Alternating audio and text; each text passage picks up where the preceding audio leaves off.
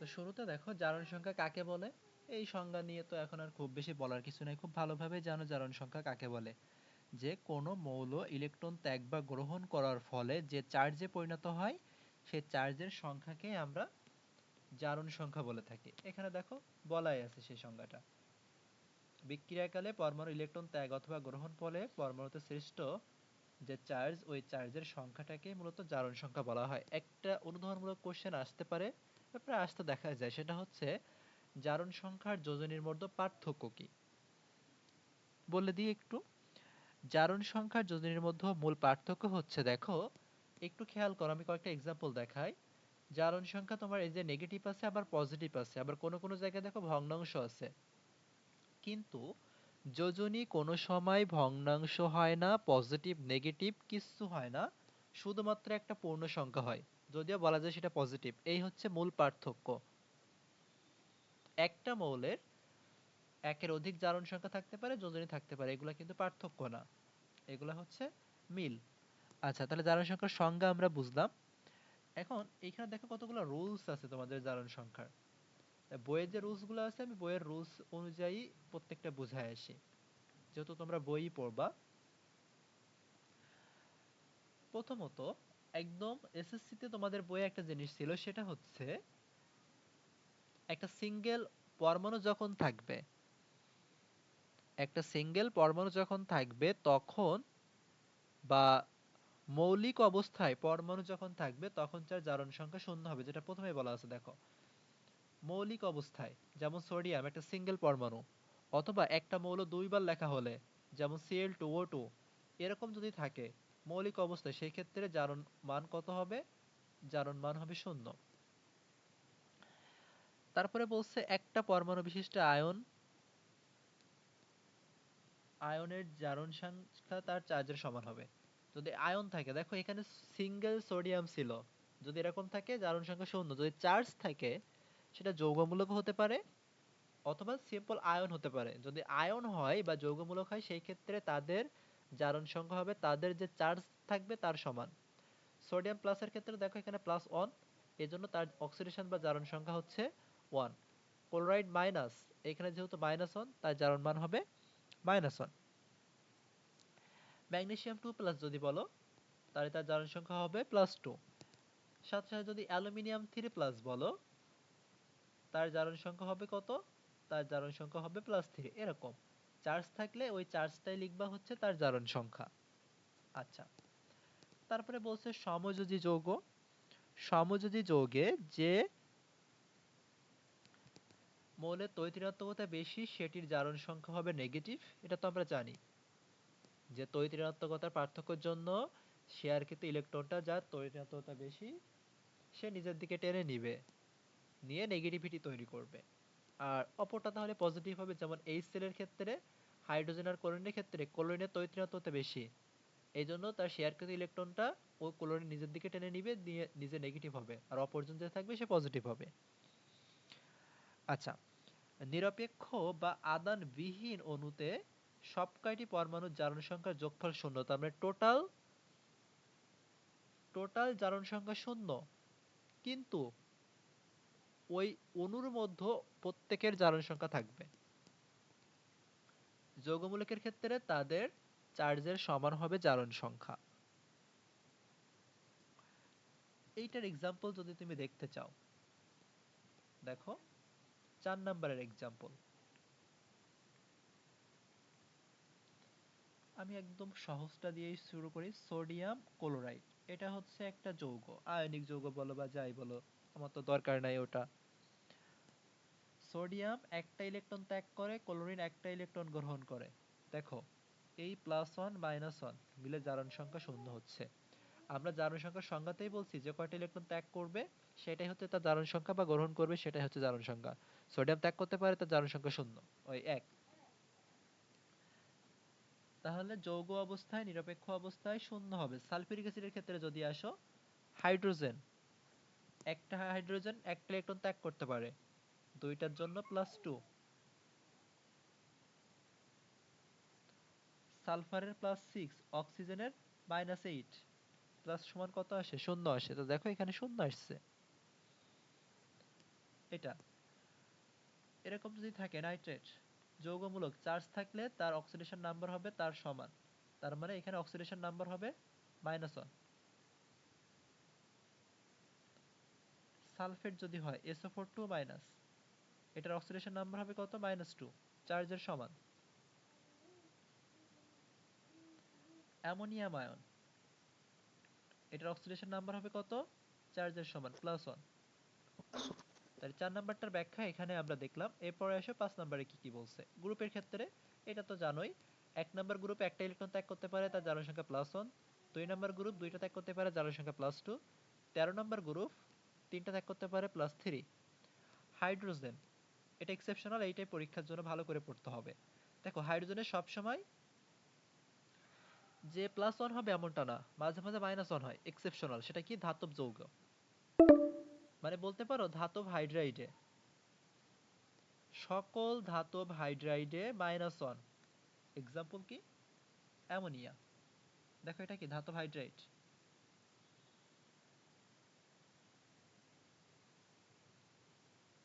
Ammonia বলা যাবে ধাতব হাইড্রাইডে -1, তাই তো?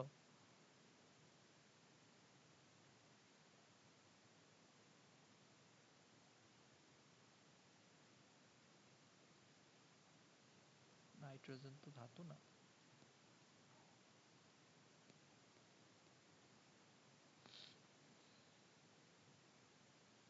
ধাতব হাইড্রাইড বলতে ধাতুর সাথে হাইড্রোজেন দিতে হবে, তার মানে সোডিয়াম হাইড্রাইড। ধাতব হাইড্রাইড উচ্চারণ থেকেই বুঝো, ধাতু দিতে হবে এবং তার সাথে হাইড্রোজেন দিতে হবে। দেখো সোডিয়ামের কি হবে? +1, হাইড্রোজেনের কি? -1। দেখো হাইড্রোজেনের নেগেটিভ হয়ে যাচ্ছে। তারপরে lithium aluminium hydrate, sodium aluminium hydrate, সেগুলো তো সব -1। আর সিম্পল যে আমরা পানি জানি, অধাতুর হাইড্রোজেনে +1 হবে। অক্সিজেনের তিনটা ভেরি ভেরি ইম্পর্টেন্ট। -1 কখন, -2 কখন, -1/2 কখন? দেখো পার অক্সাইডে -1, সুপার অক্সাইডে -1/2। এই দুইটাই এক্সেপশনাল, এই দুইটাই পরীক্ষায় আসার সম্ভাবনা বেশি। পার অক্সাইড, সুপার অক্সাইড। সুপার অক্সাইডের এখানে একটা এক্সাম্পল আছে, এই একটা এক্সাম্পল কিন্তু না আরো এক্সাম্পল হতে পারে।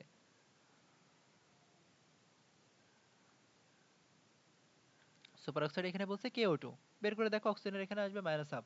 পার অক্সাইড বলতে H2O2, R2O2, এগুলাই হচ্ছে পার অক্সাইড। আর সাধারণ অক্সাইড যেটা কার্বন ডাই অক্সাইড জানি, পানি জানি, ওইগুলাই। হ্যালোজেন গ্রুপের ক্ষেত্রে কত হবে? তারা একটা ইলেকট্রন গ্রহণ করতে পারে, এই জন্য -1। যেমন ফ্লোরাইডের সকল কিছুতে। 17 নম্বর গ্রুপের ক্ষেত্রে অক্সিডেশন নাম্বার -1, সেটাই বলছে। ধাতব আর অধাতব যৌগে অক্সিজেনটা বাদ দিয়েই এটা হিসেবে আসবে। আন্তঃহ্যালোজেন যৌগ সমূহের ক্ষেত্রে তড়িৎ-ঋণাত্মকতার উপর ডিপেন্ড করবে, একটা পজিটিভ হবে আর একটা নেগেটিভ হবে। কি কি যৌগ দেখো এখানে গঠিত দেখাচ্ছে? ICl3, IBr3, IF3। এর মধ্যে আয়োডিনটা পজিটিভ হবে। কেন সবগুলোতে আয়োডিন পজিটিভ হবে? কারণ আয়োডিনের তড়িৎ ঋণাত্মকতা ফ্লোরিন, ক্লোরিন, ব্রোমিনের থেকেও কম। এই জন্য শেয়ারকৃত ইলেকট্রন কি করবে? ফ্লোরিন, ক্লোরিন, ব্রোমিন ওরা টেনে নিয়ে যাবে।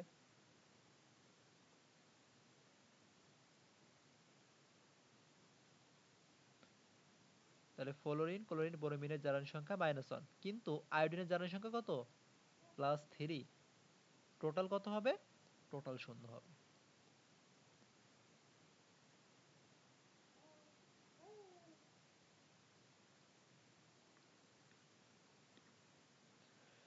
পি ব্লকের অধিকাংশ মৌল দুইটা বা যতই যৌগ দরকার না এগুলা।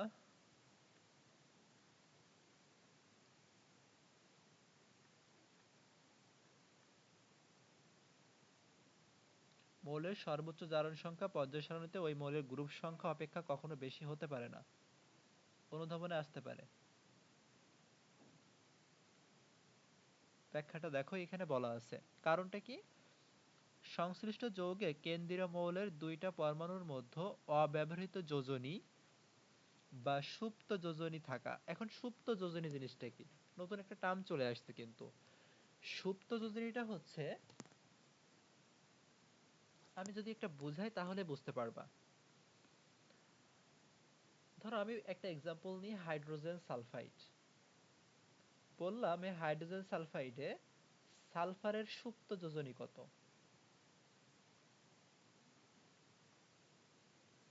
চলে আসে কোশ্চেন। সালফারের যোজনী কয়টা হতে পারে? চারটা, তিনটা। 2 হতে পারে, 4 হতে পারে, 6 হতে পারে।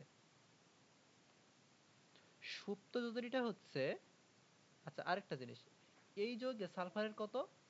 এই যৌগে হাইড্রোজেন যদি +2 হয়, সালফারের হবে -2।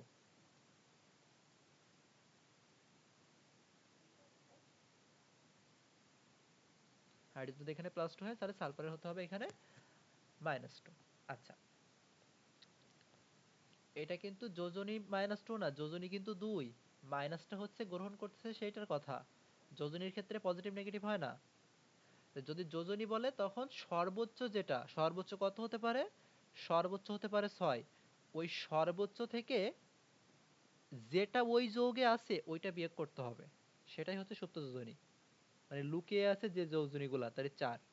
হাইড্রোজেন সালফাইডে সালফারের সুপ্ত যোজনী হচ্ছে 4। এরকম যে কোনো যৌগ দিয়ে বলবে।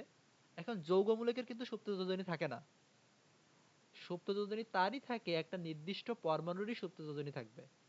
যেমন দেখো হাইড্রোজেন সালফাইডে এরকম ইন্ডিকেট করে দিতে হবে সালফার।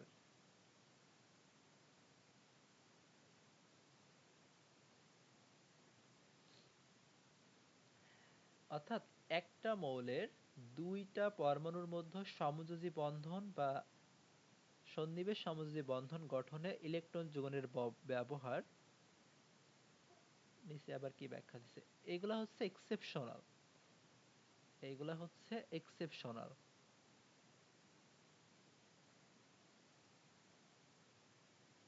এইগুলা রিটেনে কখনোই আসবে না, এগুলা এমসিকিউতে আসবে, অনুধাবনে আসতে পারে। এখন জারণ সংখ্যা নির্ণয়ের পদ্ধতি নিয়ে আমাদের আলোচনা করতে হবে, কিভাবে জারণ সংখ্যা বের করতে হয়। এক্সেপশনাল গুলো আমরা পরে শিখব।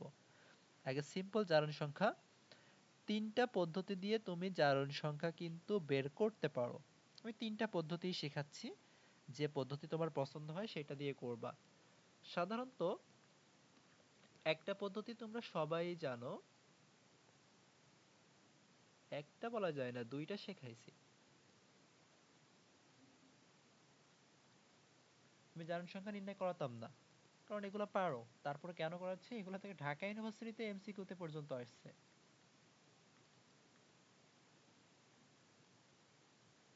শুধু একটু রিভিশন যেন হয়ে যায়, সেজন্য এই টপিকগুলা দেখানো। তা প্রথমে আসো আমরা 1 নম্বর পদ্ধতি নিয়ে কথা বলি, যেটা এক্স ধরে করতে হয়। জানো আমি শুধু এক্সাম্পল দিব, খুব ডিটেলসে যাব না। যাকে বের করতে বলবে তাকে আমরা এক্স ধরবো, তাই না? তা আমরা প্রথমে সালফিউরিক অ্যাসিডে আসি। সালফিউরিক অ্যাসিডে সালফারের অক্সিডেশন নাম্বার কত, এরকম বলবে, যার বলবে তাকে এক্স ধরবো, তাই না? তা হাইড্রোজেনের কত বললাম একটু আগে, +1 × 2 প্লাস সালফারেরটা এক্স, অক্সিজেনের -2 আছে 4টা, এই জন্য 4। যৌগ অবস্থায়, নিরপেক্ষ অবস্থায় জারণ সংখ্যা 0। তাহলে এখান থেকে x1 কত আসতেছে? +6। জানো এটা, তো এটা একটা নিয়ম। এটা একটা এক্সাম্পল গেল। আরেকটা এক্সাম্পল যদি দেখো, নাইট্রেট NO3-, নাইট্রেট না বলে আমরা PO4 3- টা বলতে পারি, ফসফেট। এখানে পি এর জারণ মান বা অক্সিজেনের যে কোনো একটা বের করতে পারে, যে কোনো একটা বের করতে বলতে পারে। তো ফসফেটের জন্য এক্স ধরো। অক্সিজেনের কত? -2। কয়টা আছে এখানে? 4টা আছে। যৌগমূলকের ক্ষেত্রে যেখানে যৌগমূলক অথবা যেখানে চার্জ থাকবে ওই চার্জটাই দিতে হবে জারণ সংখ্যা। তাহলে x সমান কি আসতেছে? -3। এটা এই পাশে আসলে আসবে +8, তার মানে +5। অবশ্যই অবশ্যই জারণ সংখ্যায় চিহ্ন বসাতে হবে। অবশ্যই অবশ্যই জারণ সংখ্যা চিহ্ন সহ বসাইতে হবে। সাধারণত কেন্দ্রীয় মৌলের জারণ সংখ্যাই বের করতে বলে। কেন্দ্রীয় মৌল চিনব কিভাবে? অনেকবার বলছি, মূলত আমরা যখন সংখ্যায়ন করছি সেখানে কাজে লাগছিল। মাঝখানে যে থাকবে, যে সংখ্যায় সব থেকে কম থাকবে, যার ইলেকট্রোনেগেটিভিটি, যার ইলেকট্রোনেগেটিভিটিটা কম কম থাকবে। আচ্ছা, তাহলে এটা একটা পদ্ধতি গেল।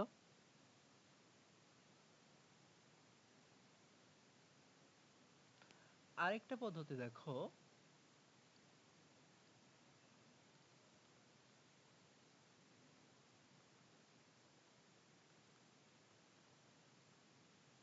পদ্ধতি দুইটা কি, এই যে নিরপেক্ষ অবস্থায় বললাম বা সামগ্রিক একটা অবস্থায় জারণ মান শূন্য ধরতে হবে, সামগ্রিক একটা অবস্থায় জারণ মান শূন্য ধরতে হবে, ধরেই করব। তো ধর আমরা এই সালফিউরিক অ্যাসিডটা নিয়েই বলি, H2SO4, H2SO4। এখন সামগ্রিক জারণ মান কত বলেছি, শূন্য বলছি, তা দেখো এখানে কে কার বের করব, এই সালফারেরটাই বের করতে হবে, যেগুলো বের করবো সেগুলো আমরা গোল করে দিলাম। দেখো হাইড্রোজেনের কত, +1, দুইটা আছে এজন্য এখানে +2, অক্সিজেনের কত, -2, চারটা আছে তার মানে -8। সামগ্রিক যদি 0 হতে হয় এই জায়গাটা কত হতে হবে, দেখো তো, +2 -8, তাহলে এই জায়গাটা কি +6 হতে হয় না, এইভাবে বের করব। আরো একটা দেখো, পটাশিয়াম পারম্যাঙ্গানেট, কার বের করবা, ম্যাঙ্গানিজের বের করবা। একই কাজ, কি করব, পটাশিয়াম 1 নাম্বার গ্রুপের, তাহলে 1 নাম্বার গ্রুপের ক্ষেত্রে কি বলছি, একটা ইলেকট্রন ত্যাগ করবে, তাহলে 1 +1। অক্সিজেনের কত, -8, টোটালটা 0 হতে হবে, তাহলে এই জায়গাটা কত হতে হয়, +7, কারণ +7 +1 8, আর এই -8 0। আরো একটা যদি দেখো, পারক্লোরিক অ্যাসিড HClO4, এখানে কার বের করবা, ধরো ক্লোরিনের বের করবা, যে উল্লেখ তো করা থাকবে, আন্দাজে তার আমরা দিব না। হাইড্রোজেনের +1, অক্সিজেনের -8, হতে হবে 0, তাহলে এখানে হতে হবে +7। এই একটা পদ্ধতি। আরেকটা পদ্ধতি আছে,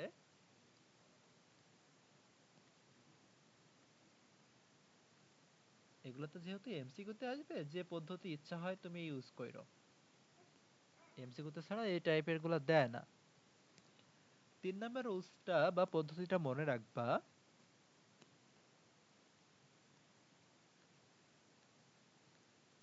শেষ পরমাণু বিয়োগ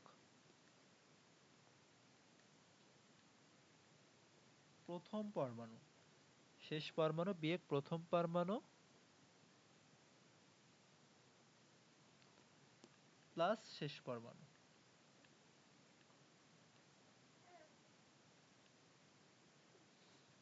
জিনিসটা কেমন হয়ে গেল না, শেষ পরমাণু বিয়োগ প্রথম পরমাণু আবার প্লাস শেষ পরমাণু, তার মানে বলতে পারি এটা এভাবেও কিন্তু বলা যায় 2 ইনটু শেষ পরমাণু, এরকম ভাবে বলতে পারো 2 ইনটু শেষ পরমাণু বিয়োগ 1। এই হচ্ছে সূত্র, মানে এই শর্টকাট দিয়ে বের করার সূত্র হচ্ছে এটা।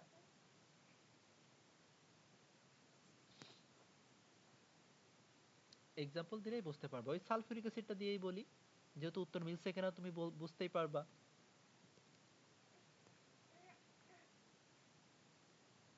H2SO4। এখন 2 ইনটু শেষ পরমাণু, শেষ পরমাণু বলতে বোঝানো হচ্ছে এখানে কয়টা আছে সেইটা,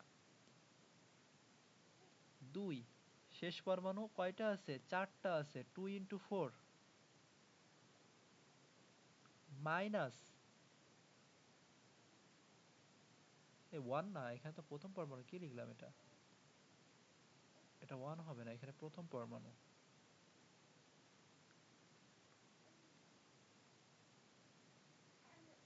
প্রথম পরমাণুর সংখ্যা কয়টা আছে, এখানে প্রথম পরমাণুর সংখ্যা আছে 2টা, তো এখানে ওই 2 দিতে হবে, তাই কত আসে, 4 দুগুণে 8 থেকে 2 বাদ দাও, তাহলে +6, চিহ্ন বসাতে হবে, মাইনাস থাকলে মাইনাস, প্লাস থাকলে প্লাস। এটা একটা পদ্ধতি। আরো একটা প্র্যাকটিস দেখো, কার্ডটা দেখা যায়, পারকুলিক অ্যাসিডটাই দেখি মিলে কিনা, HClO4, 2 ইনটু শেষ পরমাণু 4টা আছে বিয়োগ প্রথম পরমাণু 1টা আছে, তাহলে +7।